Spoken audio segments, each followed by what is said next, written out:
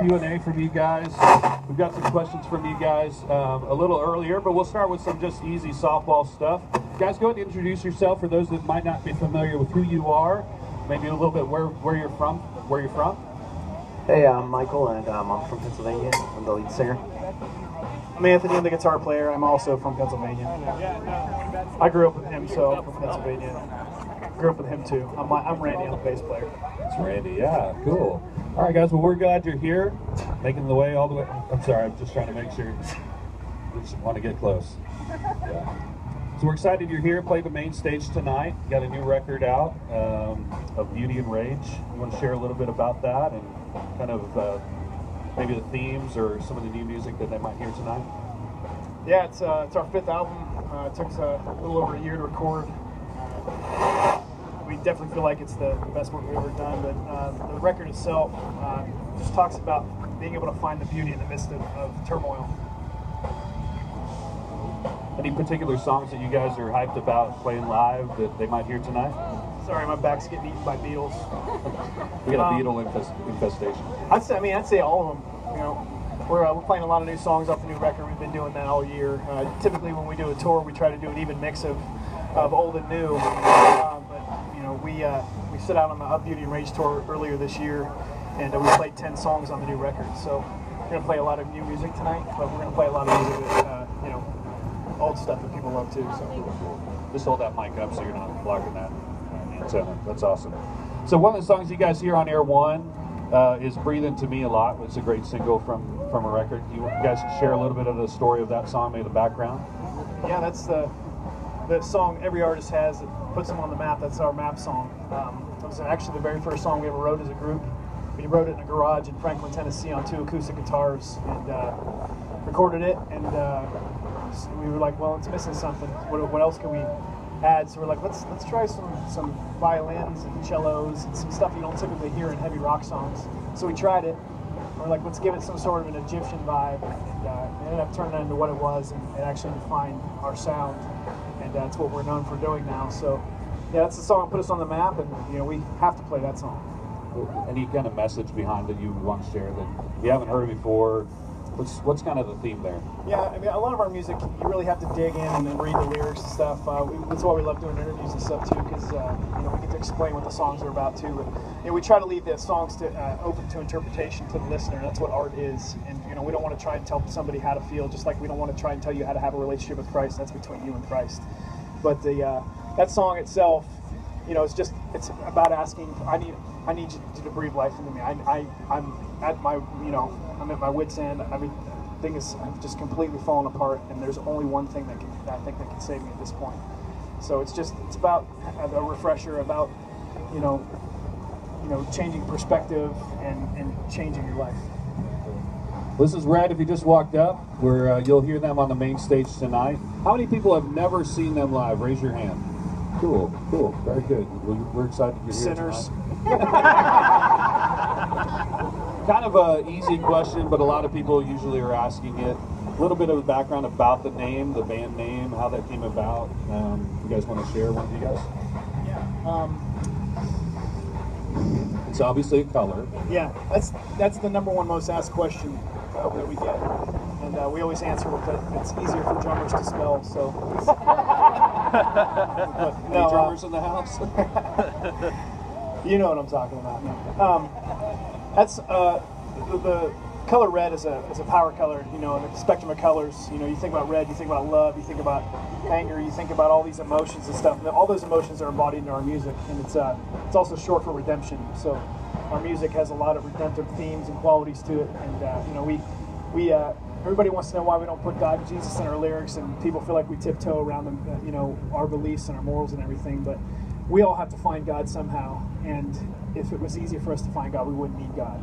So, you know, it's when we answer that question, we don't, you know, make everybody happy with you know, why we don't do it. But you think about things like the song "Amazing Grace," one of the most profound Christian American songs ever recorded.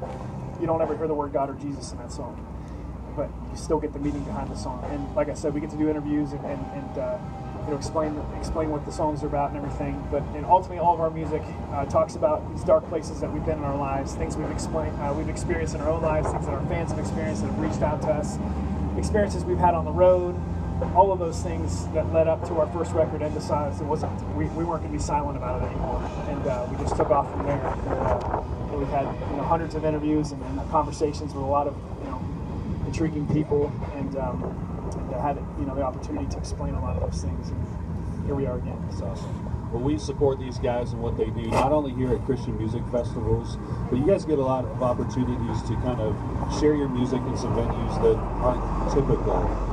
Tell us a little bit about what you guys do and kind of your mission when you kind of walk into those environments. You've been on some secular tours, you've been in some secular venues. What's that like for you guys as a band, and how do you guys use that in your ministry?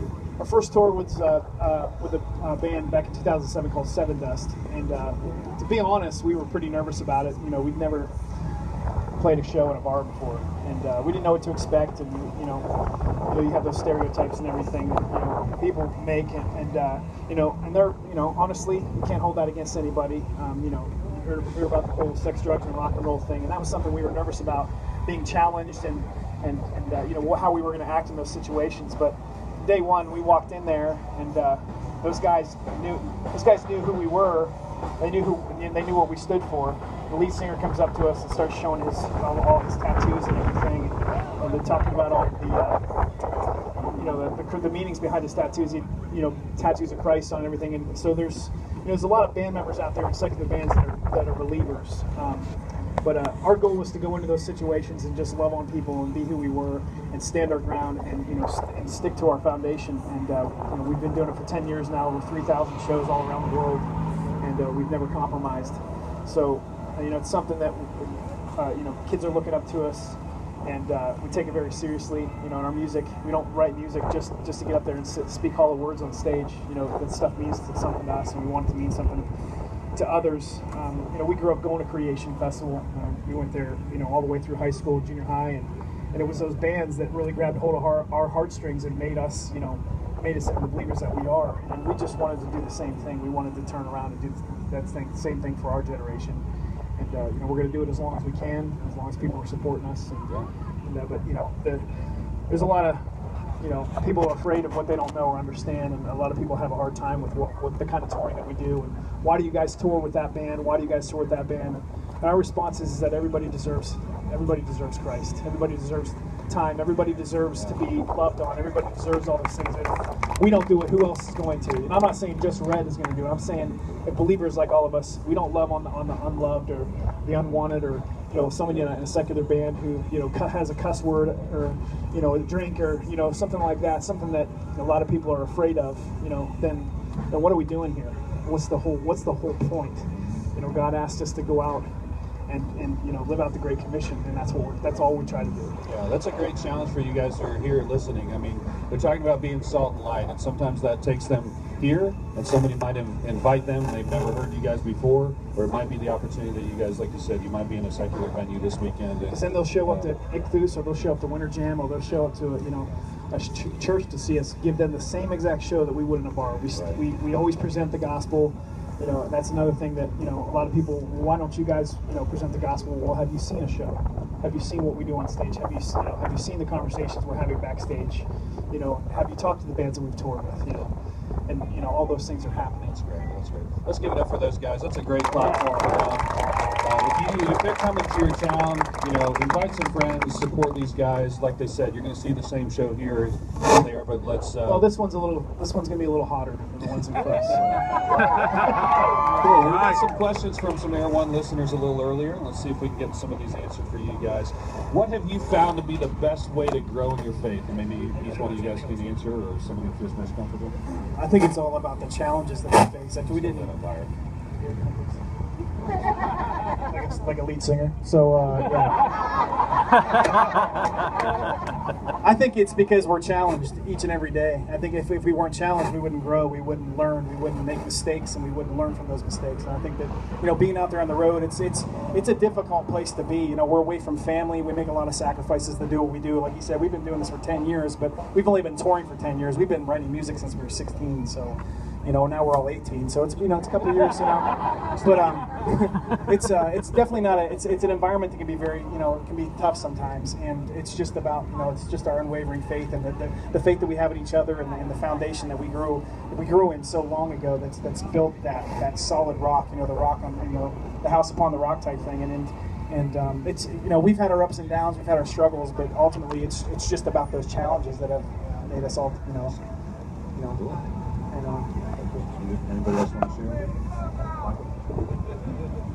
Yeah, man, I don't know if all you guys know that we kind of grew up together. We've known each other since 3rd grade, so it's like when we're on the road, like I was saying, we kind of go through those challenges, those things that we face sometimes that kind of get you down, because it can be hard on the road when you're just kind of trucking it day after day. And, I think since we grew up together, we were in a youth group together, and we have a firm foundation with each other as brothers in Christ, and we kind of lean on each other to lift each other up, speak to each other in truth and love, and maybe going through something that's difficult, but we open up to each other, and sometimes the truth hurts, but you know what, Matt? We all definitely have to, for whatever actions that we use, God's gonna judge those actions and stuff, but as long as we're out there speaking to each other in truth, and making sure that we're falling in line. And that's kind of what we do on the road, man. That's what we're brothers. And like if you see somebody, if you're friends with somebody out there, like definitely take that opportunity. If you see somebody that's kind of falling away, man, just like go up there and speak the truth in love. That's what we're called to do. So I think I've gone through things myself. It's like, I think if you're open, if you don't let the pride just kind of like harden your heart, and you just make yourself open to God kind of shaping you and molding you as you grow older, and that's been a big part of like who I am, just like humbling myself and saying man, God fix me, help me, use me. Very cool, very cool.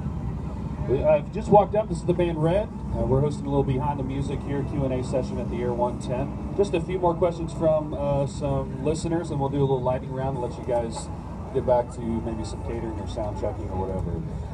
Any favorite role models that have played an influence in your life, whether it be family, musicians? I mean, definitely my father. He was a pastor when I was 7 years old. He turned around in the car when we were driving one day and said, God's called me to be a pastor. And so it's like he's been a huge influence in my life, and he just retired this past year. So he was at the same church for 26 years, or I think it was 28 years actually. So that's a huge thing. Like he's kind of stayed the course. He has integrity. Those kind of things that's really influenced me. And he has a lot of guns. Yeah. He has a carrying permit, and a crossbow. Political statement. Yeah, no political statement. Just the Second Amendment. That's all. But yeah, him and like Michael W. Smith was a huge influence when I was growing up. His second record, Eye to Eye, was a huge as far as like a vocalist. Like I sang that tape deck every day back and forth. So he was definitely a big influence. Yeah, what is the tape deck? That's crazy. Now it's all streaming on YouTube, right? So. Cool. Specific question for you, lead singer. I forget the gal's name who asked earlier, but any tips? You obviously sing in a special way, and a way that I'm definitely special. Yeah, I mean, just what do you do in this type of genre to not lose your voice or keep your instrument prime, right? Well, Anthony says not to do interviews, so okay. Now, you won't hear me talk a lot. Definitely with talking, I can wear my voice down, and a lot. You'll see that a lot with if you watch YouTube and stuff. You can see like many singers that the kind of the rigors that they go through with interviews, and people, fans, meet and greets, VIPs. You can wear yourself down, so it's just being conscious of your voice, taking time to rest. Your body's. I'm good now because I've had a couple of weeks off, but definitely. Your body's your instrument, so it's what you put in, like the kind of food that you eat, and everything. So there's a lot of that, kind of the weird science that goes around it. But okay. Very cool. Well, just a couple of last-minute lightning round questions, and I'll let each one of you guys answer each one of these. Kind of an easy one: dog or cat? Definitely dog. Dog.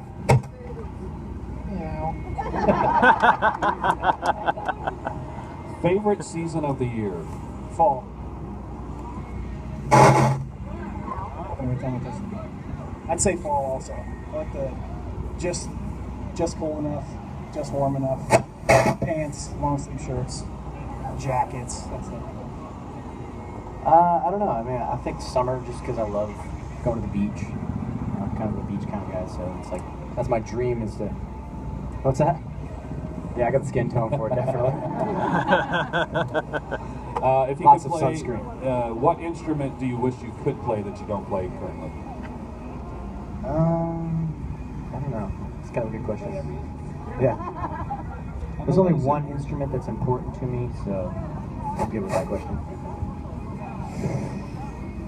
Randy plays piano. I wish I would a long time ago to pick a piano. Definitely piano. There's a lot of things. Every instrument is they're very much the same. So playing piano and just the musical theory behind playing a piano can lend itself to a guitar playing also. So I would say definitely playing more piano. Wish I could play bass guitar. I would say.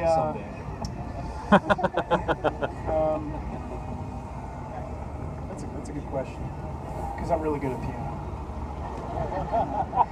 I don't know. I played trumpet for 14 years growing up. Mike and I were in a marching band together. We were the band geeks. Everybody made fun of us, but who's laughing now?